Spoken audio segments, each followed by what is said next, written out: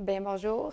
Mon nom est Maude Lallier, j'ai 23 ans et dans 2 semaines et demie, ça va être mon premier anniversaire de Renaissance. Et pourquoi j'emploie le terme Renaissance, c'est que le 11 juin 2013, c'est comme si je m'étais fait faire une remise à neuf parce que j'ai eu une greffe de moelle osseuse. Mon système précédent a dû être complètement détruit pour faire place à ma nouvelle moelle. Et cette moelle-là, je devais l'avoir parce que justement, c'était le traitement ultime dans le but d'accéder à la rémission contre le cancer. Donc, on réagit comment quand on apprend qu'on a le cancer? Je pense que chaque personne sur cette terre va avoir une réaction qui est très différente. Dans mon cas, je l'ai appris en décembre 2012. Puis ça faisait des mois. Vraiment des mois que je me sentais pas bien, je me sentais plus moi. J'étais tant au niveau physique qu'au niveau de, je dirais même ma personnalité, j'étais plus la même personne. Puis c'est difficile de constater beaucoup de changements puis de vivre dans l'ambiguïté sans savoir qu'est-ce qui se passe avec toi. Puis à un moment donné, tu viens au stade qu'à penser que c'est peut-être à cause de toi si tu es comme ça, tu sais. Fait que quand j'ai appris à 6 heures du matin le 1er décembre 2012, dans ma civière à l'unité d'évaluation à l'urgence que j'avais le cancer sans savoir exactement le diagnostic formel. Sur le coup, ça a été un peu un soulagement de savoir que c'était pas dans ma tête puis qu'il se passait réellement quelque chose.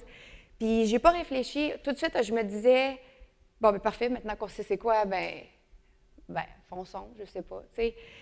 Je l'ai eu le choc quand j'ai dû appeler mon copain qui était retourné se coucher cette nuit-là vers 2 heures du matin. Je l'appelle vers 6 heures, puis je lui annonce la nouvelle, puis on dirait que là, j'ai comme réalisé que, t'as le cancer, là, t'as pas... Fait qu'il est venu me rejoindre à l'hôpital. Et là, après ça, je savais que ma famille s'en venait, mon frère, ma soeur, mes parents, et je savais pas comment leur annoncer. Je voulais pas voir leur réaction parce qu'un peu leur réaction, c'était la réalité finalement. Ça voulait dire que c'était vrai, j'avais le cancer. Puis ce qui est arrivé, c'est que c'est même pour moi qu'il y a eu à leur annoncer, puis pour la simple et bonne raison que quand ils sont arrivés, j'étais partie faire pipi.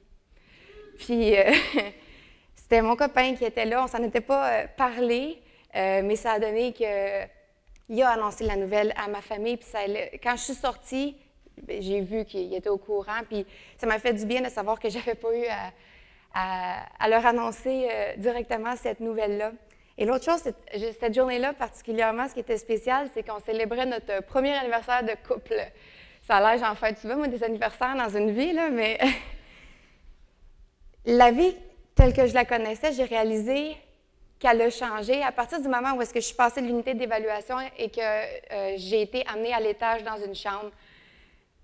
Tout était devenu différent à partir de ce moment-là. Au début, j'étais en chambre double, en occupation double, puis moi, j'étais motivée, là, j'avais le goût là, de me battre, puis j'avais le goût de faire mon pep talk à tout le monde qui voulait l'entendre, puis on dirait que je voulais entraîner tout le monde qui était dans la même situation avec moi, puis ce qui m'a frappée à un moment donné, c'est la dame qui était à côté de moi, qui faisait des traitements de chimiothérapie, elle était hospitalisée parce que ses traitements lui allaient vraiment pas.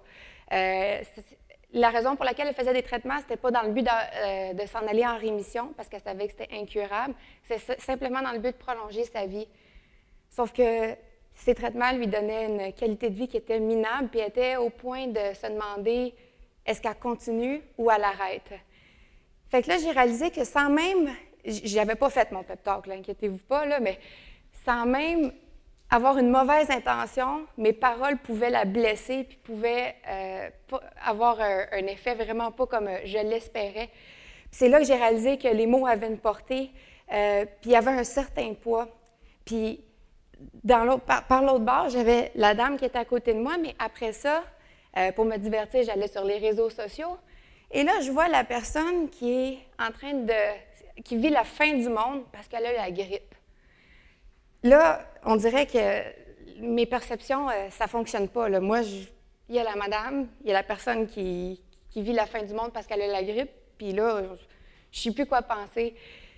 C'est à partir de ce moment-là que tu réalises que ta vie est vraiment plus pareille comme avant, puis je peux comprendre aussi pourquoi les gens se sentent seuls dans ce genre de situation-là, parce que tous tes repères, comme je disais, la vie telle que tu la connaissais, puis telle que les autres personnes autour de toi la connaissent, c'est deux réalités qui sont complètement différentes. Puis sachez que c'est pas parce que j'ai eu le cancer que j'aime ça avoir une gastro puis que je trouve ça le fun. Là. Je l'ai eu il y a quelques mois, puis j'ai pas plus aimé ça qu'avant. Fait qu'en constatant tout ça, j'ai réalisé que oui, j'étais seule dans ce que je vivais, mais je n'étais pas seule autour de moi, puis ça devait se passer en équipe. Je ne pouvais pas rester seule là-dedans. Parlant d'équipe, quand ça ne va pas, il faut que tu dises que tu deviens un capitaine. Juste de dire que tu deviens un capitaine, je ne sais pas, mais moi, ça me donne le goût de me redresser les épaules. Là. Juste le statut, là, me semble, j'aime ça. Puis, à partir de ce moment-là, quand tu deviens un capitaine, tu ne peux pas rester seul, parce qu'un capitaine tout seul, ça ne vaut pas grand-chose. Ça a juste plein de leadership, mais ça ne sait pas à qui le transmettre.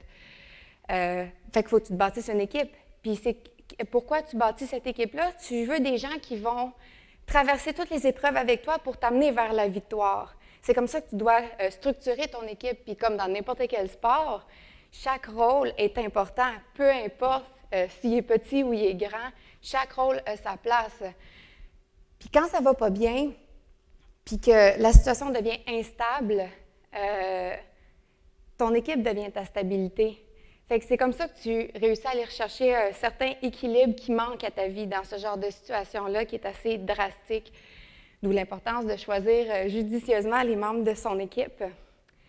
Puis moi, j'ai eu un cadeau du ciel. En plus d'avoir une équipe formidable autour de moi, je me suis ramassée avec une armée sur les réseaux sociaux.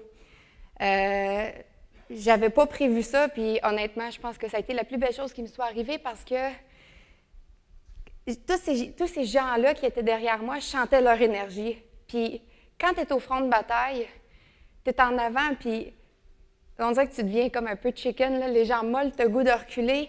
Tu as tout ce monde-là derrière toi que eux, là, ils veulent se battre, puis ils veulent gagner, puis ils sont prêts à se rendre là. Fait que même si tu as le goût de reculer, tu te fais pousser à avancer malgré toi. Fait que tu n'as pas le choix d'avancer.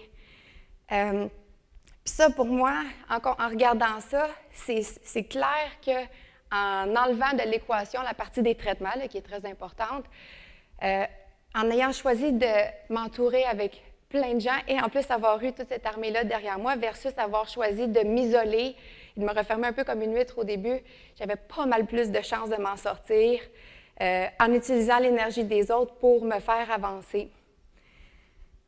Puis au-delà de ça, quand j'étais plus jeune, mon père a toujours fait beaucoup de dons. Je ne comprenais pas pourquoi il faisait ça. Tout ce que je remarquais, c'était plein de calepins de notes avec son nom dessus. On devait recevoir des caisses de cartes de Noël vierges de différents organismes à tous les années. Mais je ne comprenais pas pourquoi il faisait ça. Puis 7 ans avant que moi j'aie le cancer, mon grand-père a eu le cancer. Puis mon père m'a expliqué le sens que ça avait pour lui d'avoir fait des dons, entre autres pour la recherche contre le cancer, quand son propre père a eu le cancer, parce que tu te dis, mon Dieu, je suis contente d'avoir contribué, ça donne un sens un peu à tout ça, tu sais. Puis moi-même, quand j'ai été malade, malgré la situation difficile, j'ai eu des conditions exceptionnelles. J'ai été dans des très bons centres hospitaliers, j'ai eu des traitements qui étaient quand même très avancés. J'étais pas... tu sais, j'ai pas eu à jouer, si on veut, au cobaye. Mais pourquoi? Parce qu'il y a des gens avant moi. Il y a des gens avant moi qui ont passé par là. Il y a des gens qui ont décidé de donner de l'argent, qui ont contribué en étant bénévoles, en donnant de leur temps personnel.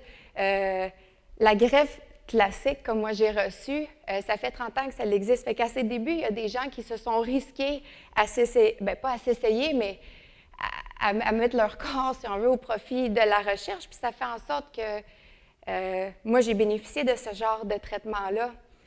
Fait que quand je repense à tout ça, ma rémission complète, je la dois pas juste à mon équipe de médecins ou à ma famille, à mes proches, à mes amis, même à mon armée qui m'a suivie.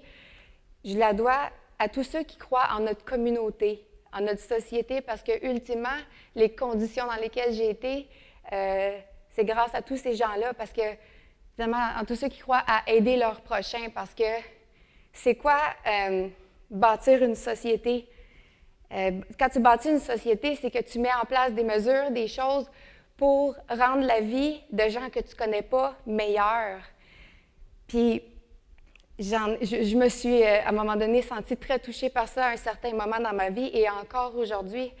Fait que finalement, la victoire, je la dois à tous vous autres sans que vous le sachiez. Fait que j'aimerais vraiment vous remercier du fond du cœur.